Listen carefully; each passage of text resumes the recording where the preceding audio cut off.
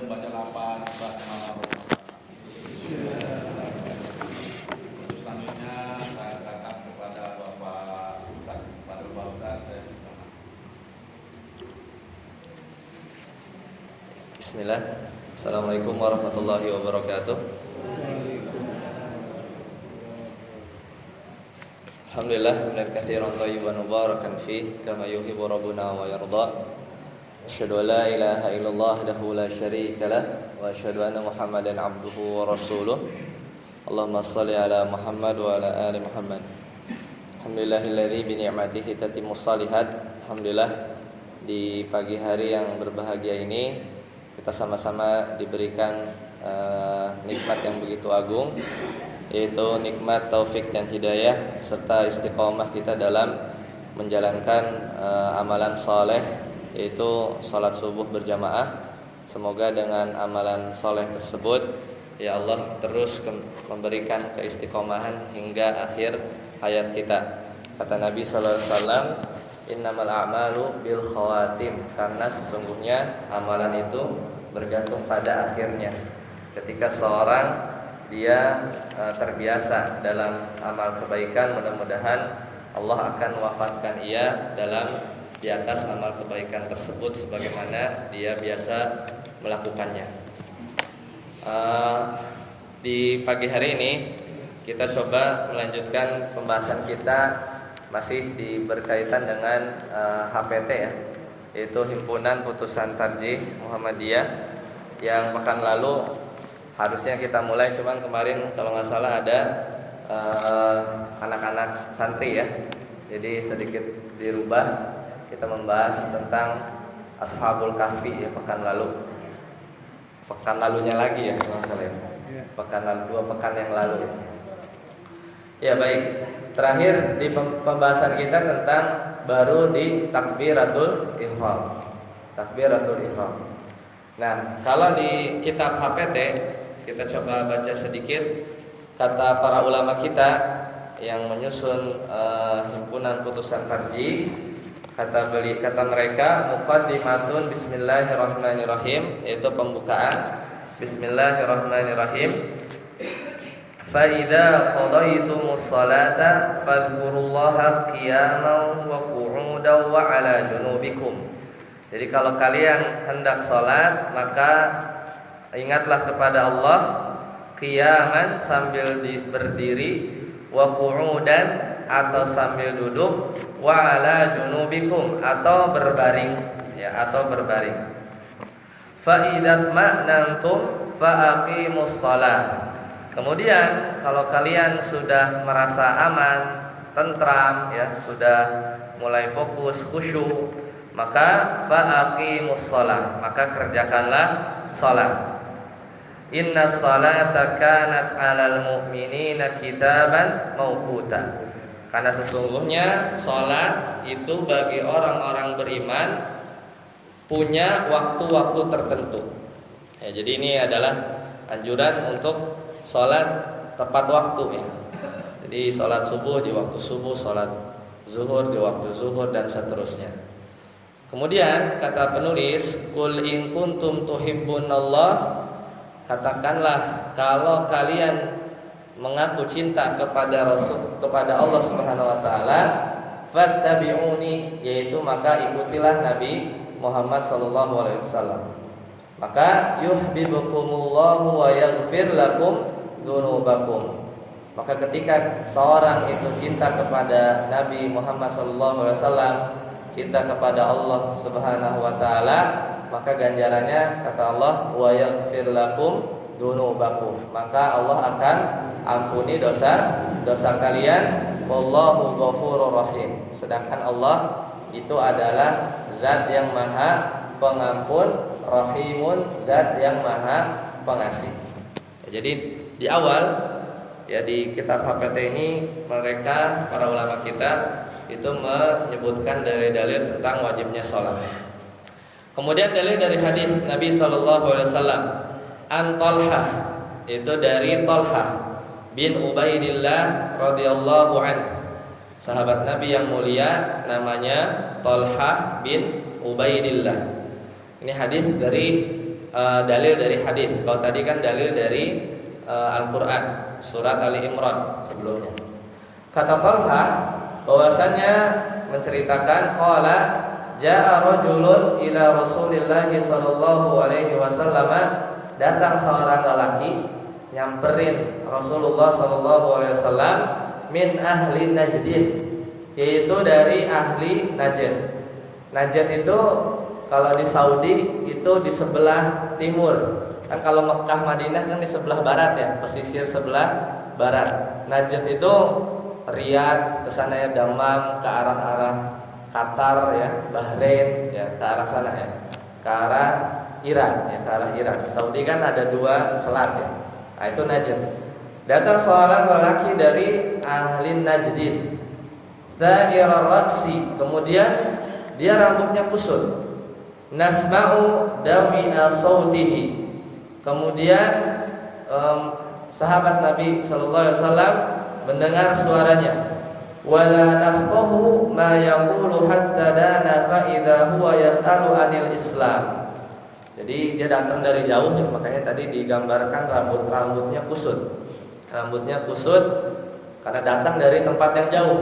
Nah, lumayan jauh dari ujung timur ke ujung barat. Sedangkan Nabi SAW di Madinah ya, di ujung barat yang lain. Ternyata seorang lelaki ini dia bertanya kepada Rasulullah SAW yang intinya menanyakan tentang yas'alu anil Islam, tentang Islam. Faqala Rasulullah sallallahu alaihi wasallam, kemudian Rasulullah sallallahu alaihi wasallam menjawab, kan nanya ya tentang Islam.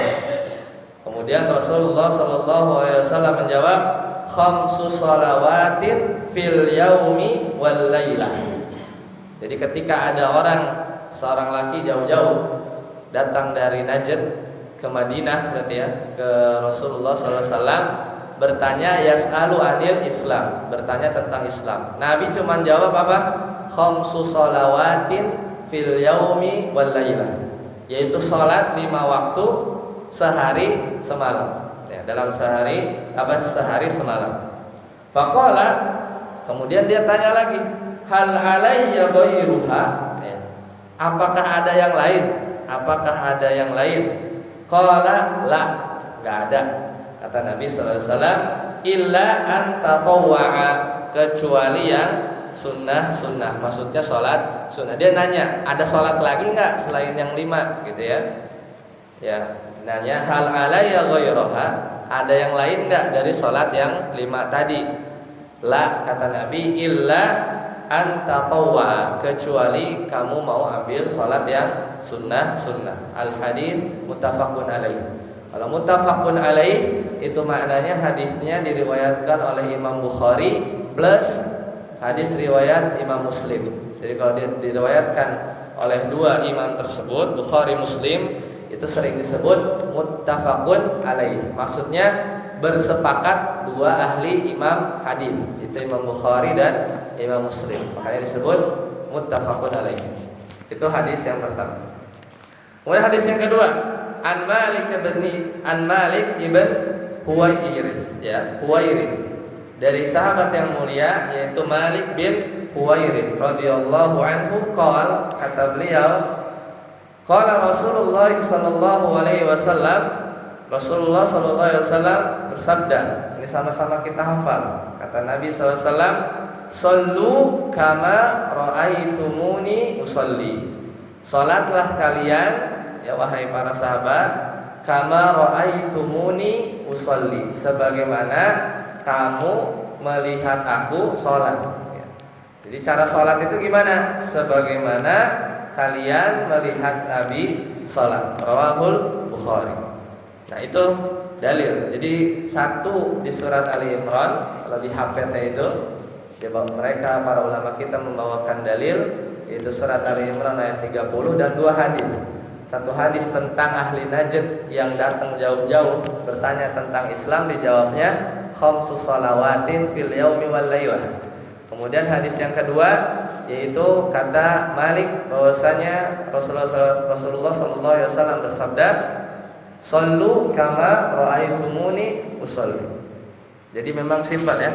Di HPT Cukup dengan 2 dalil membuka tentang kitabus shalah, yaitu bab salat. Nah, sekarang kita lanjut. Bagaimana cara salat yang dijabarkan dalam putusan tarjih ya Muhammadiyah. Kata para ulama mereka, kaifiyatus shalatil maktubah.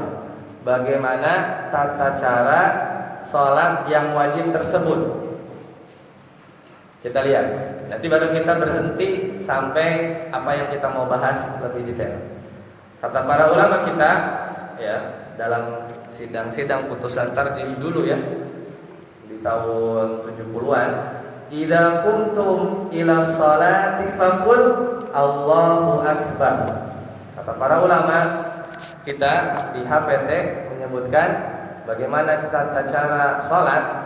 Kata beliau, kata mereka, idza kuntum ila sholati, kalau kalian hendak salat, faqul, maka katakanlah Allahu akbar.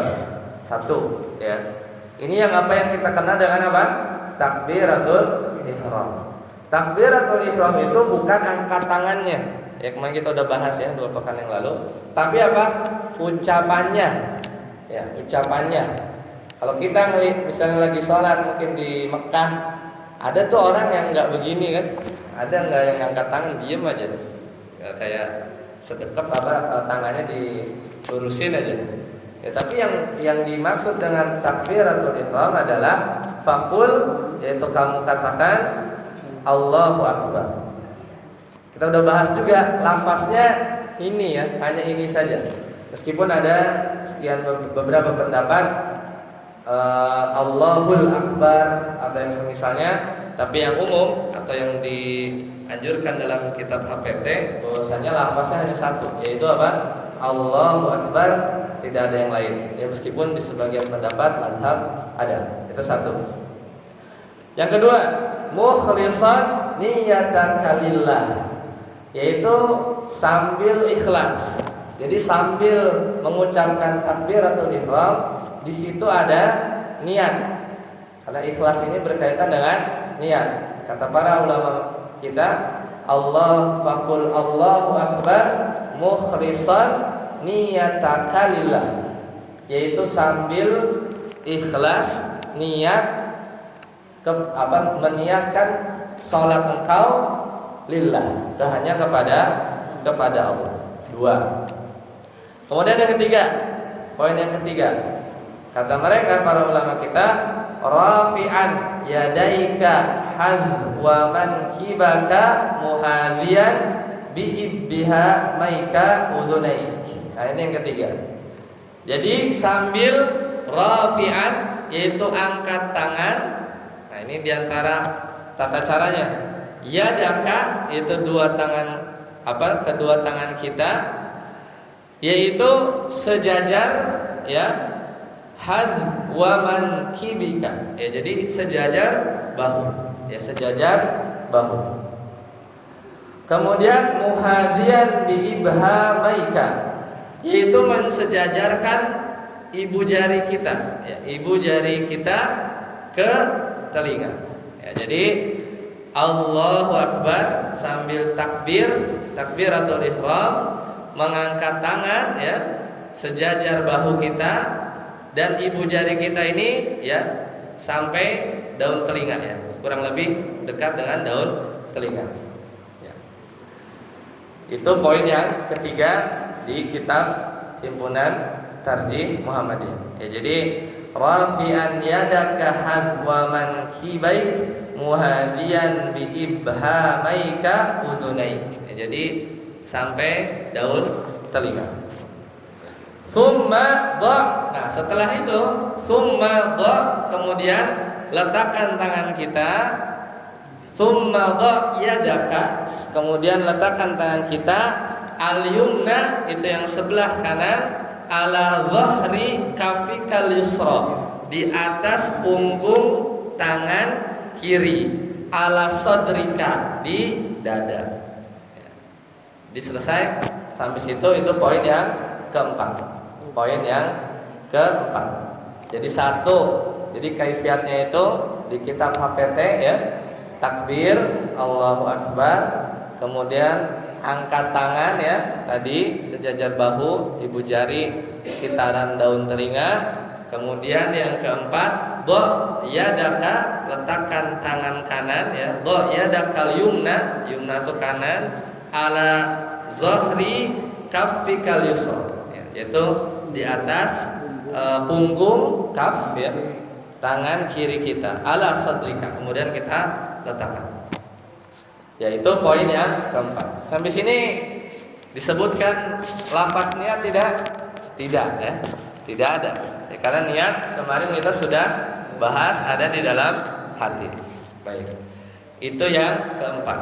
Poin yang kelima nanti insya Allah kita lanjutkan di pertemuan akan datang, yaitu tentang doa iftitah. Sekarang kita renungkan bagaimana 4 poin tadi ya. Mengapa kita melakukan hal tersebut?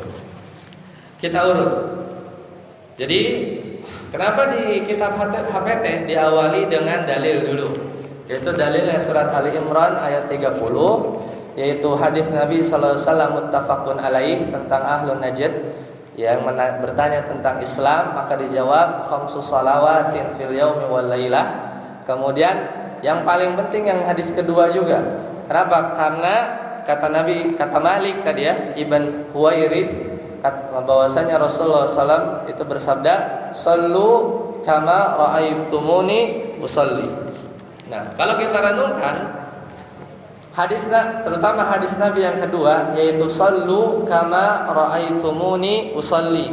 Ini menunjukkan bahwasanya ketika kita sholat itu harus sesuai dengan sunnah Nabi Shallallahu Alaihi Wasallam. Kita harus yakin bahwasanya gerakan pergerakan kita, bacaan yang kita ucapkan itu harus ya sama persis sebagaimana Nabi Shallallahu Alaihi Wasallam sholat. Kuncinya adalah sholat kita itu gerakannya, bacaannya itu dipenuhi dengan dalil. Ya, jadi tidak berdasarkan asal-asalan ya, atau ikut-ikutan atau hal yang lain ya, sehingga makin sholat kita itu makin cocok ya dengan apa yang Rasulullah SAW itu lakukan, itu makin khusyuklah sholat kita ya, makin khusyuklah sholat kita. Nah, kemudian yang kedua, dengan kita mengetahui bagaimana gerakan-gerakan sholat itu bersesuaian dengan Nabi, maka kita semakin besar pahala ya, yang kita dapatkan. Ada betapa banyak ya gerakan-gerakan sholat, dan setiap gerakan sholat itu punya dalil masing-masing. Kemudian kita meniatkan sholat kita juga untuk ittiba ya, untuk mengikuti Nabi Sallallahu Alaihi Wasallam.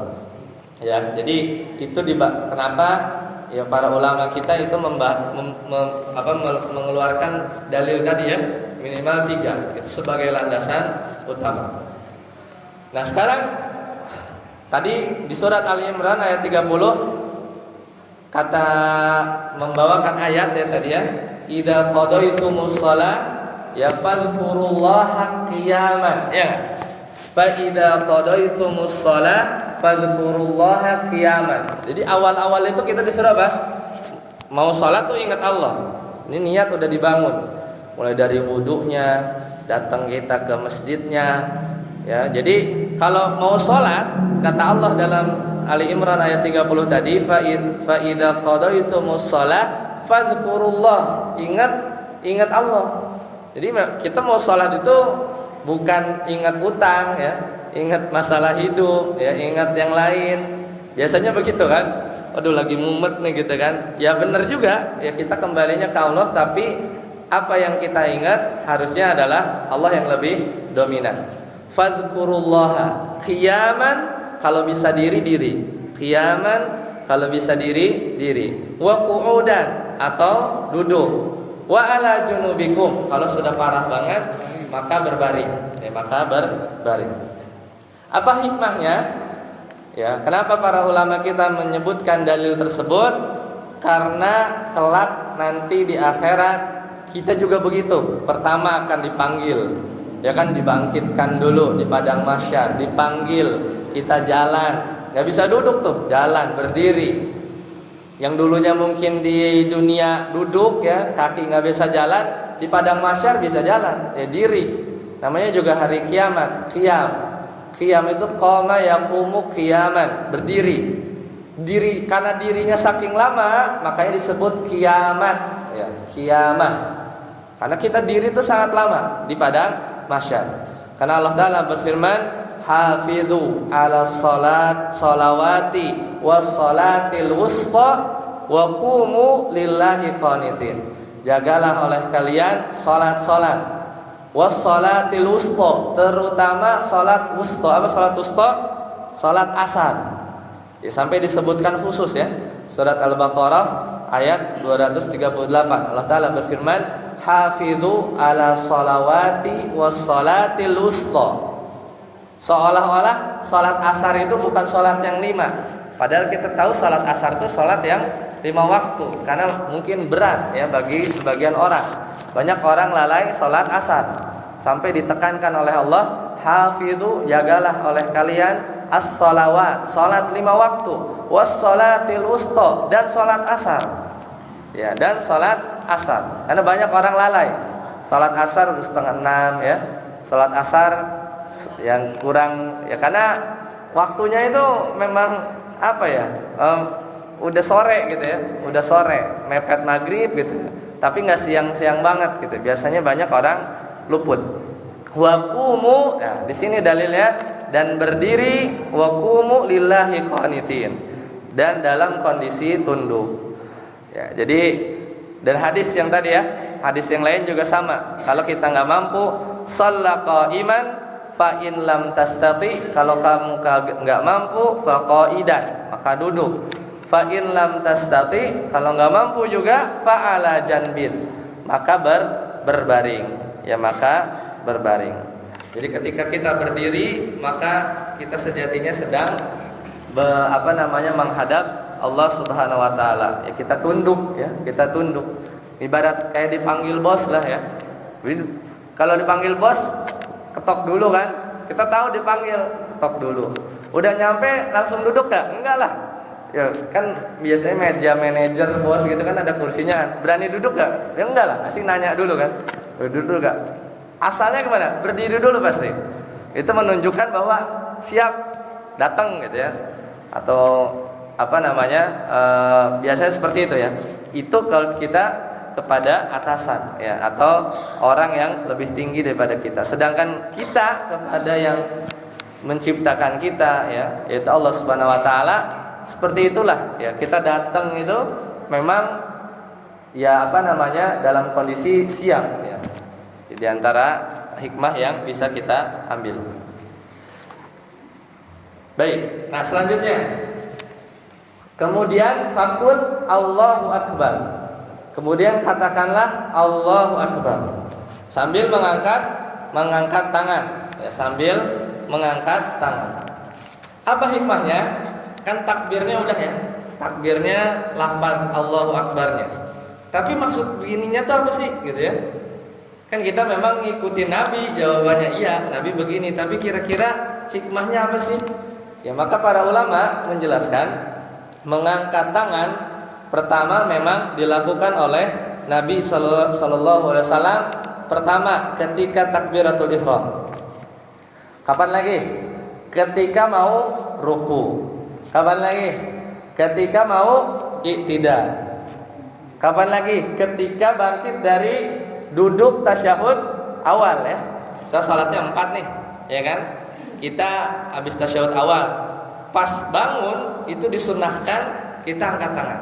Hampir 4 ya, hampir 4 mengangkat tangan. Pasti ada hikmahnya. Nabi SAW mengangkat tangan, tata caranya tadi disebutkan dalam kitab HPT, yaitu bervariasi memang. Cuman di HPT disebutkan 1 ya. Kadang setinggi pundak, ya, kadang setinggi pundak. Kadang setinggi telinga. Ada 2 variasi, ya. Itu dari hadis Ibnu Umar radhiyallahu anhu. Ibnu Umar berarti anaknya Umar. Namanya siapa? Abdullah ibnu Umar. Umar bin Khattab punya anak namanya Abdullah. Makanya disebut Abdullah ibnu Umar. Abdullah anak Umar. Tapi sering disebutnya Ibnu Umar. Ya. anak Umar gitu. Nama aslinya Abdullah ibnu Umar radhiyallahu anhuma. Ya, semoga Allah meridhoi keduanya. Siapa? Abdullah juga dan meridhoi Umar. Biasanya begitu. Kalau Ibnu Umar radhiyallahu anhuma, semoga Allah meridhoi keduanya, bapaknya sama anaknya. Kata beliau, anna Rasulullah sallallahu alaihi wasallam, bahwasannya Ibnu Umar ngelihat Rasulullah sallallahu alaihi wasallam salat. Kana yarfa'u yadayhi, yaitu Nabi kalau salat angkat tangan, ya, yadayhi hadwa mankibaihi, yaitu selevel pundak. Ini yang disebut di HPT. Sebenarnya ini dalil buat ya yang dipakai para ulama kita dalam menulis HPT tadi. Karena kan tadi HPT nggak kasih dalil ya, langsung aja poin 1, poin 2, poin 3. Nah ini poin 3 dalilnya adalah nggak ada di HPT, tapi dalilnya ada hadis Bukhari Muslim, tentunya ada. Cuman kalau ditulis dalilnya itu HPT bakal tebel, ya HPT bakal tebel. Sedangkan yang ditulis cuma 3 aja tadi, ya 3 aja. Karena kan di HPT itu babnya banyak, kitab zakat, kitab lain. Jadi dibikin panduan buat kita tuh lebih enak lah dibawa. Kan segini doang nih ya, kalau beli kan ya tipis kan. Tapi kalau ditulis dalilnya, ntar kayak berjilid-jilid ya. Satu buku aja nggak tamat-tamat kan, ya makanya dibikin poin-poin. Nah, dalilnya itu adalah hadis Ibnu Umar. Ini muttafaqun alaih, berarti diriwayatkan oleh Imam Muslim dan Imam Bukhari. Jadi Nabi SAW angkat tangan sejajar pundak satu. Idza ftataha shalah, ketika mau mulai salat. Dan juga sama dari Malik ibn Huwairith. Ini para sahabat yang berarti itu observer. Dia tuh selalu ngelihat Nabi itu gimana kalau salat. Padahal Nabi nggak ngomong. Di sebagian kesempatan Nabi ngasih tahu kalau salat begini-begini. Tapi banyaknya hadis itu dari hasil pengamatan para sahabat Nabi SAW. Dan ini adalah anak-anak muda, ya anak-anak muda. Ibnu Umar kan bukan angkatannya Nabi kan, di bawah. Jadi anaknya teman bapaknya, ya anaknya teman bapaknya. Berarti kan anak-anak muda ngeliatin ya Nabi kalau sholat gimana gitu ya. Nah ini hadis yang kedua dari Malik ibn Huwairith, sama. Itu periwayat hadis yang dikutip juga di HPT. Kata beliau, ra'aitu Rasulullah sallallahu alaihi wasallam.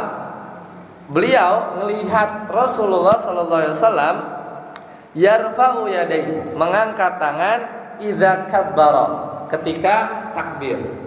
Di sini nggak disebutin takbir yang apa? Takbiratul ihram, apa pas takbir perpindahan rakaat ya, atau takbir mau ruku, kan takbir juga tuh. Ya kan? Tidak, enggak, sami Allah ya, sami Allahu liman hamidah. Jadi Malik itu ngelihat Nabi ngangkat tangan idza kabbara, ketika takbir, wa idza raka'a, ketika ruku, wa idza rafa'a ra'sahu minar ruku, dan juga ketika mengangkat kepala ya ketika ruku ya. Ini dia hadis Imam Nasai ya, hatta balagata furu'a udunai ya, sampai daun telinganya. Jadi selaras ya.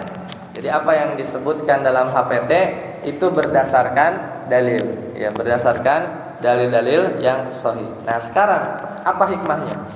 Ya. Biasanya kalau hikmah ini kadang dijelasin, kadang kita tahu, kadang juga enggak. Kalau tahu ya syukur ya, kita jadi bisa memaknai salat lebih khusyuk lagi. Kalau enggak pun ya udah, kita dapat pahala ta'abudi. Ta'abudi itu beribadah saja. Kadang kita ada hal-hal dalam agama yang kita yakin itu sahih dari Nabi SAW, tapi kita hikmahnya apa sih gitu. Misalnya, kenapa sih subuh itu harus pagi-pagi gitu ya? Kenapa nggak jam 8 aja ya? Jam 8 namanya sholat duha gitu kan? Jam 8 namanya sholat duha. Kenapa sih zuhur itu harus tepat ketika matahari itu tergelincir sedikit? Pas di tengah belum zuhur, tapi zawal udah geser, gelincir ya dari timur ke barat ya, itu baru masuk waktu zuhur. Kenapa sih? Ya wallahu alam. Ya, kadang kita nggak tahu. Nah, para ulama menyebutkan di antara kenapa kita mengangkat tangan, salah satunya yang bagus adalah Al-Imam An-Nawawi. Al-Imam An-Nawawi itu pengarang kitab hadis yang mengumpulkan hadis Al-Arba'in An-Nawawi. Kata beliau bahwasanya ya Anis Syafi'i, yaitu dari Imam Syafi'i, menyebutkan beliau pernah salat di samping Muhammad bin Hasan Asy-Syaibani. Ketika salat, Imam Asy-Syafi'i mengangkat tangan ya pada saat ruku ya, dan juga i'tidal. Kemudian Muhammad bin Hasan bertanya kepada beliau, "Mengapa kamu angkat tangan?" Maka kata Imam Asy-Syafi'i, itu adalah bentuk takzim kepada Allah Subhanahu wa taala dan mengikuti sunnah Rasulullah sallallahu alaihi wasallam. Ya. Jadi itu satu. Jadi di antara hikmahnya adalah takzim, kita angkat tangan, ya. Apa bahasanya kalau kita todong? Oh, pasrah, ya enggak? Apa kalau menyerah begini kan? Misalnya ada yang ngerampok gitu kan, atau musuh gitu kan, mau nyerang kita, biar bendera putih gimana? Begini kan? Nah, itu kita pasrah, tunduk ya kepada Allah dan Rasulnya. Kemudian kata Al-Imam An-Nawawi, ya, kata sebagian ulama, ketika seorang mengangkat tangan ketika takbir, maka ini termasuk ibadah yang tidak bisa dilogikakan maknanya, ya kan, ta'abudi, kadang kita ikut. Sementara di sebagian ulama berpendapat, ya, mengangkat tangan ini adalah isyarat tauhid. Ini mencoba menggali para ulama apa hikmah yaitu mengangkat tangan. Di antaranya adalah itu isyarat tauhid. Isyarat tauhid pengagungan kepada Allah. Dan juga sebagian ulama, contohnya dalam syarah Sahih Bukhari, di antara hikmah mengangkat tangan ketika takbiratul ihram adalah memperlihatkan orang yang tidak mendengar imam. Ya. Misalnya imamnya jauh, dulu kan belum ada speaker nih. Ya enggak? Dulu belum ada speaker. Tahu-tahu takbir. Ngikut kan, kiri kanan kelihatan lah, depan belakang juga kelihatan. Kan kalau begini kelihatan enggak sama belakang? Kelihatan kan? Nah, jadi terus ke belakang. Ini salah satu hikmahnya adalah memperlihatkan kepada orang yang dia nggak dengar imam takbir. Suaranya kecil, dulu belum ada speaker, masjid gede, gimana tahu udah takbir? Oh, depan kita sudah begini, ya. Depan kita itu tangannya muncul antara pundak sama telinga, udah takbir berarti, ya. Sudah takbir. Itu diantara hikmahnya, ya, diantara hikmahnya agar tahu bahwasanya imam itu sudah mulai sholat, ya. Tadi sekian banyak ya, pengagungan kepada Allah, isyarat tauhid. Kemudian diantara hikmahnya juga adalah kita pasrah ya, tunduk ya, menyerah ya, kepada Allah Taala. Kita tunduk kepada Rasulullah Sallallahu Alaihi Wasallam. Dan juga ada yang mengatakan ya bahwasanya seorang mengangkat tangan itu pasrah dan tunduk ya, karena ketika idza ghalama muddu yadayhi alamatuhu listislamihi. Jadi ketika dia angkat tangan, dia menunjukkan dia kalah ya. Dia tunduk kepada Allah ya, dan juga isyarat bahwasanya dia lepaskan semua urusan dunia kita ya. Kita lepaskan semua urusan dunia kita dan siap untuk sholat, Itu yang disebutkan oleh para ulama di antara hikmah. Jadi Allahu Akbar, kita pasrah, kita tunduk, kita menyerah, kita lepaskan urusan dunia kita fokus ya. Kita fokus kepada Allah. Ya. Baik. Kemudian terakhir, setelah itu apa? Kita taruh tangan kita di dada. Ini berdasarkan hadis Nabi sallallahu alaihi wasallam, umirna ma'asyiral anbiya, kata para nabi bahwasanya mereka itu diperintahkan an nu'ajjila iftarana. Jadi para nabi itu diperintahkan untuk menyegerakan berbuka. Jadi syariat puasa itu sudah ada dari zaman nabi-nabi sebelum kita. Jadi takjil ya. Nu'ajjila iftarana, menyegerakan berbuka. Kemudian kata Nabi, wa nu'akhiras suhurana. Dan para nabi terdahulu, bukan Nabi Muhammad SAW saja, itu diperintahkan untuk mengakhirkan sahur-sahur kami. Wa nadriba bi aymanina, dan juga para nabi-nabi terdahulu itu diperintahkan untuk bersedekap, ya, bi aymanina ala syama'ilina fis shalah. Jadi ini perintah Allah kepada nabi-nabi bahkan sebelum Nabi Muhammad SAW. Maka kalau kita renungkan, ini adalah perintah dari Allah kepada para nabi-nabi terdahulu. Maka cara sunnah, ya, cara bersedekap yang pertama adalah yang tadi dijelaskan dalam kitab HPT, yaitu telapak tangan kita diletakkan di atas tangan kiri. Ini cara meletakkannya. Tanpa menggenggam, hanya taruh saja, ya. Jadi pergelangan tangan. Ini berdasarkan hadis Wail. Tapi juga boleh kalau kita menggenggam. Ini berdasarkan hadis Imam An-Nasai. Ya, jadi bebas, mau taruh saja, mau genggam juga boleh. Ada dua variasi. Jadi kita bisa memilih posisi bersedekap yang mana saja yang nyaman. Jadi supaya tahunnya nggak cuma satu, ya, ini aja, ternyata boleh begini, ya, ternyata boleh begini. Nah, ini hikmahnya apa? Sama, ini sifat khudu itu tunduk, ya. Kita tunduk, ya. Kan banyak, kita taruh tangan tuh sebenarnya banyak cara. Taruh saku, artinya songong, ya. Taruh di pinggang, ya kan? Taruh di mana lagi? Di kepala, taruh, ya banyak begini, ya. Gini kan isyarat, kalau gini kan kita rendah, ya, kita tunduk, ya, kita tunduk.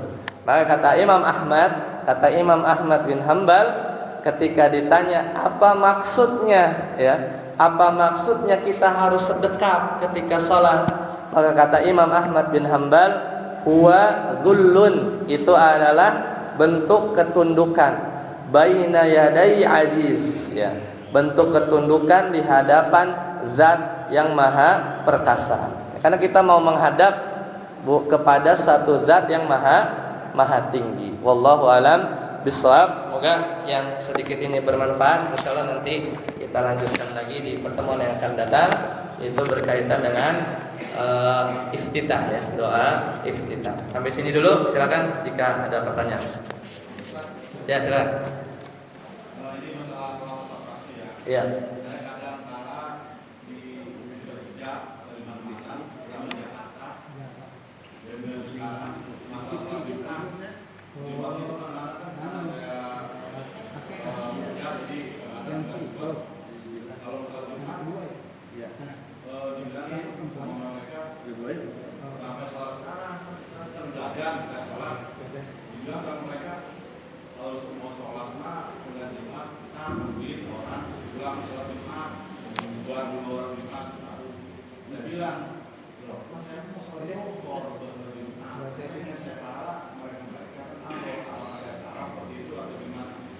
Enggak salah, ya. Jadi tinggal bagaimana kita memahamkan aja gitu, ya. Sama memang kalau memang aturannya bisa diubah gitu, ya, supaya lebih luang untuk bisa sholat Jumat lebih baik. Cuman kalau tidak, ya maka kita melakukan semampu kita lah, dan ya mudah-mudahan ada jalan keluar lah supaya kita bisa tetap sholat tepat waktu, ya. Wallahu a'lam bishawab. Itu. Maksudnya ini beliau itu bilang sholat Jumat itu menunggu setelah orang bubar, sholat Jumat dari masjid. Oh, sholat zuhurnya menunggu bubar dari orang bubar sholat Jumat, kata Muhammad itu orang sholat Jumat gitu. Rata-rata seperti itu kalau di mana-mana. Ya, jadi memang kalau memang orang jadi gini, ini contoh misal bukan yang ada uzur saja. Misalnya kadang kita mungkin jarang, ya, sholat Jumat tapi masbuk, pernah nggak? Ya, bisa di jalan atau di mana gitu, ya. Kalau orang yang masbuk itu sebenarnya kondisinya dua. Ketika dia bisa aja kan, kita lagi sholat udah takbir, mulesnya semules-mulesnya kan batal. kita batal, harapannya masih dapat lagi tuh 2 rakaat Jumatan, ternyata enggak, imamnya baca kulhu, kan langsung rakaat 2 dong. Nah, maka ya udahlah, dia sempurnakan wudunya lagi, sholat ikut, dan kurang 1 ya dia masuk. Tapi ternyata luput juga 2, padahal mah dia udah dengar khutbah, udah apa, maka ya dia memang diwajibkan untuk sholat zuhur setelah imam itu selesai 2 rakaat sholat Jumat. Memang secara aturannya bagi orang yang luput dari sholat Jumat, dia sholat zuhur setelah imam itu selesai sholat Jumat. Allahu Akbar. Jadi setelah. Ada lagi? Silakan. Ya silakan.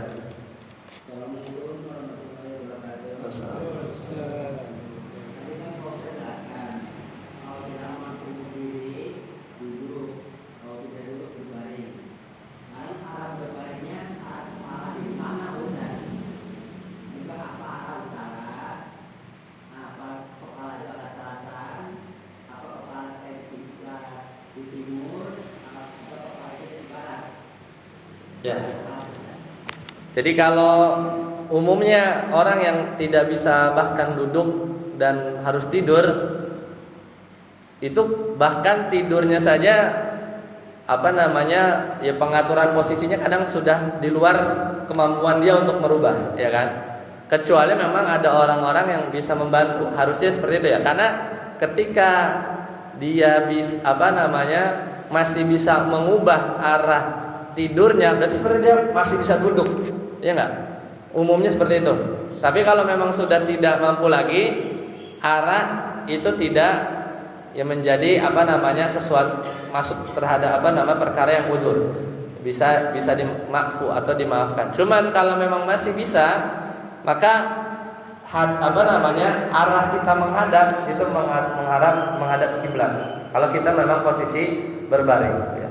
Atau misal kita memang dalam kondisi yang harus miring terus, maka ya miringnya kita arahkan kita menghadap kiblat sebisa mungkin. Tapi kalau tidak, karena umumnya kalau sudah berbaring itu sudah payah sekali, yaitu maka kita sholat semampu orang tersebut. Ya. Bahkan di level yang rendah itu dengan isyarat ya, kalau misalnya berbaring dalam kondisi misalnya di saudara-saudara kita yang di rumah sakit yang dipasang alat banyak ya, nggak bisa bahkan mengubah ranjangnya pun kan nggak mungkin ya. Kadang dalam kondisi juga tidak memungkinkan itu benar-benar dilakukan semampunya. Tapi kalau memang bisa arah wajah kita ya kita arahkan ke kiblat.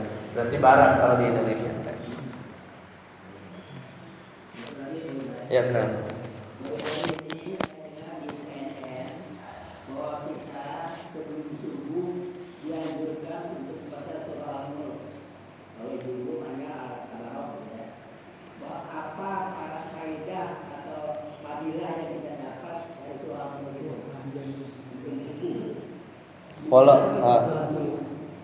Kalau alam baru dengar, cuman terlepas dari itu al-muluk punya keutamaan dan biasanya justru malah disunahkan sebelum tidur kita baca ya.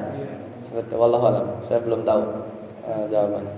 Kalau sebelum subuh mungkin perlu dicari lagi. Wallahu alam. Cuma saya terakhirnya nggak tahu, cuma bacalah surah Al-Muluk yang cuma 30 ayat menjelang kita sholat subuh ya. Cuma ketinggalan cuma padiran atau kita tahu di dalam buku itu sudah selesai gitu. Ya. 30 ayat katanya. Betul. Tapi kalau kita mau baca pun selama kita tidak mengkhususkan ya, memang mau baca aja itu juga boleh ya, tidak ada larangan ya, bebas sebenarnya. Dan tidak harus al-muluk ya sebelum sholat subuh ya. Tapi yang khusus dalil-dalilnya itu ya dibaca sebelum tidur ya, yang saya pahami ya. Wallahu a'lam bishawab. Baik, sampai sini dulu. Subhanakallahumma bihamdika asyhadu an la ilaha illa anta astaghfiruka wa atubu ilaik. Wassalamualaikum warahmatullahi wabarakatuh.